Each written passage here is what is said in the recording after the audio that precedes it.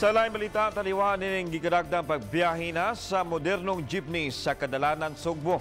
Ang Cebu City Traffic Operations Management kung SITOM nanawagan sa operator nining nga makig-coordinate sa ilang opisina. Travel line sa mga jeepney, wa pa maisyuhi sa syudad.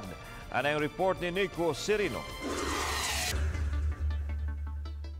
Nanawagan ang City Traffic Operations Management kung SITOM sa operator sa mga moderno nga jeepneys nga makig-alayon sa ilang opisina. Mato di Francisco Isko Oano, wala pa'y na-issue ang dakbayan nga travel line alang sa mga modern PUVs. Gusto nila makaistorya ang operator aron masabutan sab ang traffic plan sa ilang nga rota.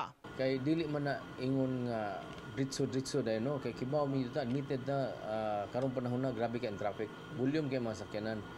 But then kibaw man tang improvement na siya sa atong syudad, pero dapat coordinate gyud sila sa LGU, which is ngari sa ato sa traffic.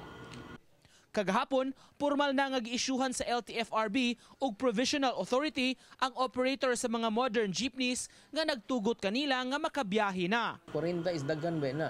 I don't know if asa gid na sila pagkuan mo nang amo silang tabangan. Tan-aw na to unsay maayong solusyon ani. Wa man ingon na dili, pero ang ato is tabangan na to. Kang inyo sir mo reach out. Yes, coordinate gid sila diri sa ato. Sa iyang bahin giangkon ni LTFRB 7 Director Eduardo Monte Alto Jr. nga gitambagan niya ang operator nga makigsabot sa syudad sa ilang operation. Sa amo sakto na to. Pwede na to kay ang among gi-determine diha ang ruta raman. Pero sa city tungod sa ang city na to na apoy mga sila may mas nakahibalog unsay traffic nga lugar, sila mo determine kung asa ang stop over nila, asa maghunong. Sa pagkakaroon, gipaubos pa sa training ang mga driver nga mumaneho sa mga moderno nga mga PUVs. Importante kini labi na sa mga bag-ong features ug high-tech nga ekipo sa maong jeepneys.